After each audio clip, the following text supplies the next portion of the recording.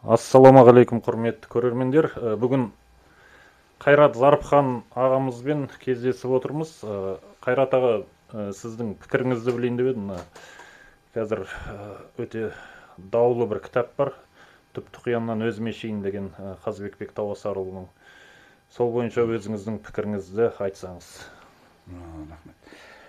Енді ол мына Шапырашты Қазыбек Бектің шежіресінің фейк дегенді мына біздің өзіміздің ағамыз Қабдеш Жұмаділ ағамыз бастаған білесің кезінде айтып жүрген. Енді ол кісі мен бір сөйлегенде айтқан едім, ол кісі мықты жазушы, мен ол кісі сыйлаймын, жазғанда мықты жазады, бірақ шежіре жағынан ол кісі көп нәрсені білмейді деп. Ол енді не бір жағдаймен оны шығарды екен, басқалар да айтып жатады.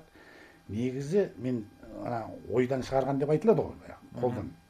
Енді мен шежіре танушы ретінде айтарым, Шапырашты Қазыбек Бектің шежіресіндегі сөздерді ойлап табатындай қазақтың академиктерінің арасында, тарих ғылым докторлардың арасында адам жоқ оны андай ойлап табатын. Ол үшін мен сияқты мифолог болу керек. Сол Тұран әлемін зерттеген мықты адам болу керек. Кәдімгі жаңағы мына евроцентристік уға уланбаған сана сезімі. Мысалы Адайдың шежіресін білетін, кіші жүздің шежіресін білетін адам ғана оны түсіне алады. Ал енді Шапырашты Қазыбек Бектің айтып отырған ол өте құнды деректер. Мысалы, енді мен Ферғана аңғарының Ергене қоң емес, жалғыз Ергене қоң емес, Ферғана аңғары Авестада айтқан қанға вара екен, вара ханадан Ферғана сөзі пайда болғанын айтып отырмын. Жалпы ол адамзаттың шыққан жері, прародина человечества дейді, және де біздің қазақтың жер тұмары екенін мен талай жерде айтып жүрмін ғой. Сол мына Анар Фазылжанова деген қарындасымыз, Найман Матай, сол кісі мына тілдер дамыту институтының директоры, сол кісі былай деп айтқан. Қазақ тілінде қазақтың шыққан тегін айтып тұрған миллиондаған дерек бар деп. Яғни сол Ферғана аңғарының миллиондаған атаулары болуы мүмкін. Сол бір атаудың бір Суяп. Сонда Қазыбек Бек Шапырашты айтады. Қазақтар ертеде Суяп тауында көшіп қонып жүрген дейді. Көрдіңіз бе? Ал енді шежірешілердің бір қасиеті, олар ауыздан ауызға айтылғанды бұлжытпай айтады да, бірақ мағынасын ұмытып қалады. Мысалы үшін айтайық. Қашаған жырау, Адайдың Қашаған жырауы өте мықты шежіреші болған, бірақ ол былай деп айтады. Мен үлкендер осылай үйреткен дейді да, Әзіреттің кең ойы, алты судың он бойы, атамын қонған жер екен дейді. Адай атасын айтып отыр ғой, бірақ қай жерде екенін білмейді. Ол Манас жырында Әзірет тауы деп сол Ферғана аңғары аталады. Сонда Суяп тауы деп отыр ма? Біріншіден. Екінші, мүмкін мына бәрібір де ғалымдар бар ғой, орыстарға сатылған жаңағы, солардан ақша алып қазақтарды одан сайын мәңгүрттендірейін деп отырған қазақ ғалымдары бар. Аттарын атап түстерін түстемей қояйық. Солар әдейі айтып отыруы мүмкін. Өйткені Шапырашты Қазыбек Бектің дерегінде былай деп айтылады. Біз малымызды ертеде дейді. Таң атса күн батпайтын, күн батса таң атпайтын жерге дейін баққамыз дейді. Сонда анау Ленинград, Санкт-Петербургтың жері айтылып тұр. Белые ночи дейді ғой. Сол заман айтылып тұр. Ал енді мен жазған кітабымда да ол тарихи деректер де бар. Мына Варяг деген сол Варадан шыққан біздің аталарымыз ғой, қыпшақтар. Сол жақта Аркона деген үшбұрышты қала салған. Аркона деп сол Санкт-Петербург жақта. Яғни Шапырашты Қазыбек Бектің анау сол таң атса күн батпайтын жақта малымызды жайладық дегені сол тарихи деректермен дәлелденіп тұр. Міне осындай көптеген дерек. Соның ғана мен Меркіт Шапырашты баласымын, Үйсінгері екеуін таласымын дегенде көп нәрсені аңғартады. Сонан кейін жаңағы Абақ пен Саяқ Шапыраштыдан жоғалған дегені, мен бағанада айтып қалдым ғой, мен ойлаймын бұл Абақ пен Саяқ деп жалғыз Абақ керейін емес, Саяқ. Мен ойлаймын бұлар қазақ пен қырғыздың атаулары ма деп. Көрдің бе? Өйткені Шапырашты дегені қазір анау Тұранға салдық қой мақаланы. Бұл Шапырашты дегені тіпті енді ол жаңа айтып отырмын ғой, Шапырашты Қазыбек Бектің өзі ел арасындағы әңгімені ғана айтқан. Доспанбеттің екі көзі бір-біріне атылып туған соң Шапырашты атанған дей салады. Ол 19 ғасырларда орыстардың ықпалымен айтылып кеткен әңгіме. Негізі қазақ ғалымдары Айтым Абдрахманов, Мұсабаевтар кезінде жазып кеткен. Қазақстан этнотопонимикасы деген мынандай кішкентай кітап бар. Сол басқалар байқап қоймасын деп ақырын ғана аспиранттар үшін шығарған, сол кітап менде бар. Сонда олар чапыразлы деп түсіндіреді. Чапыраз дегеніміз мына араның жүзі екен. Ол үшбұрыш шапыраштың таңбасы сияқты. Екінші чапыраз дегеніміз парсы тілінде үш бұрышты түймен айтады екен. Сонда мына ошақты деген сияқты, ошақты енді үш бұрыш қой. Жер ошақ үш бұрыш қой, тренога. Сонда жаңағы чапыразлы дегеніміз үш бұрышты деген сөз ғана. Бірақ енді кейінгі мен мифолингвистикалық зерттеулерді айтып отырмын. Яғни чапыраз дегеніміз түркменнің де иранның да сөзі емес, қазақтың сөзі.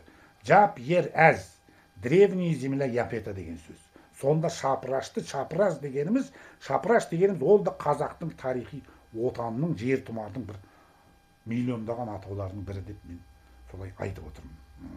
Сондықтан жаңа абақ пен саяқ, анау саяқ қырғызға кетіп қалды дейді, қырғыз асырап алды дейді, абақты жаңа керей асырап алды дейді ма?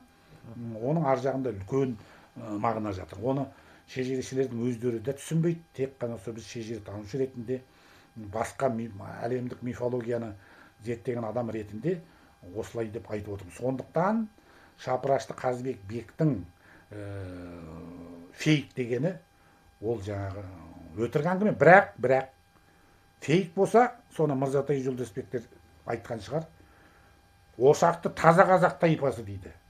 Шапыраш сияқты асыранды шашыранды емес дейді. Мырзатай Жолдасбек ошақты. Көрдің бе? Сондықтан Мырзатай Жолдасбек бұрмаласа бұрмалауы мүмкін. Ошақты деген мен мүмкін таза қазақ тайпасы, өйткені ошақты деген тоже екеуінің таңбасы бірдей ғой. Міне осындай біз енді тағы мен осында кетерде, мен оны өзімде жоқ, кітапханадан алып қойдым да, оны жаңағы мына кіші жүз тамалардың сұрау бойынша тағы да зерттеп біраз жазайын деп отырмын. Бірақ қазір сол менің кітабымды оқыған азамат, шежіреші Бақытжан деген тамадан мықты азамат, енді мына Александр Дюманың 10 томын оқыпты. Мен Три мушкетерден басқа ештеңкесін оқығам жоқ. Даже 10 томы бар екенін де білмеймін. Керемет оқыған азамат, сол Шапырашты руы хақында деген мақала жазып, мына Қайрат Сатыбалды, Болат Назарбаевтың службе запастан таниды екен, солар арқылы беріп, олар көңілді аудармаған ғой оған. Көрдің бе? Өте сауатты жазылған мақала. Маған сілтеме жасаған, менің айтқандарыма өз пікірлерімді айтқан. Соны қазір біз WhatsApp-тарда, мүмкін даже сайттарға шығарып жария етеміз. Өйткені Қайрат Зарықпанды, сол анау жаңағы мені шығармасын, ешқайда сөйлетпесін деген сол биліктегі азаматтар мені бірде-бір қазақ сайтына бастырмайды. 25-30 шақты менің мақалаларым жарық көрген, шежіреге қатысты. Ал енді мына ғалымдардың өтіріктеріне қарсы айта бастағанда, түрік жөнінде, Шыңғысхан жөнінде айта бастағанда мені бұлар мүлде шартқызбай тастаған. Ал енді Бақытжан, енді ол тама фамилиясы басқаша, мүмкін онын бастырып жібереді. Шапырашты ел хақында деп. Бұл кезінде Назарбаев мына қаңтар оқиғасына дейін Егеменді Қазақстанның редакторына барған. Мынаны бастыр дегенде бастырмай қойған әлгілер. Мен ойлаймын, олар мына январдың жаңағы қаңтардың оқиғасын болатын біліп отырған сияқты. Сонда анау таңғалған Бақытжан. Қалай Назарбаевтың руын айтып отырмыз? Ол жерде Назарбаевты мақтап тұрған ештеңке жоқ. Бірақ естеріңде болса, Нұрсұлтан Назарбаев жастардың алдында орысша сөйлегенде былай деп айтты. 90% армии Чингисхана были қыпшақи деді. Так что Золотая Орда наша деді. Көрдіңіз бе?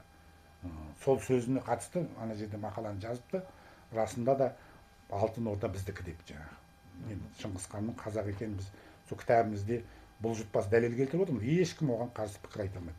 Ресей ғылым академиясы да басқасы да.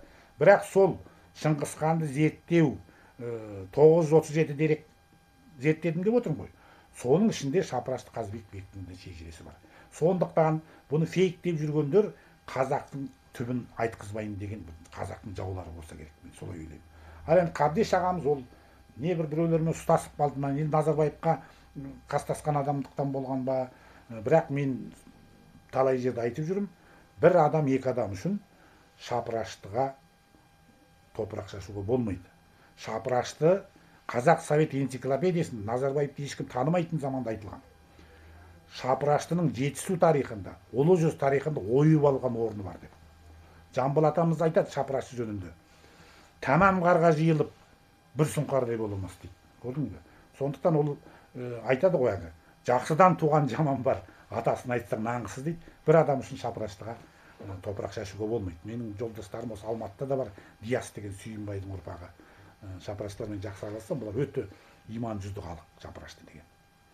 Міне осы жаңағы пікіріміз осы. Рахмет.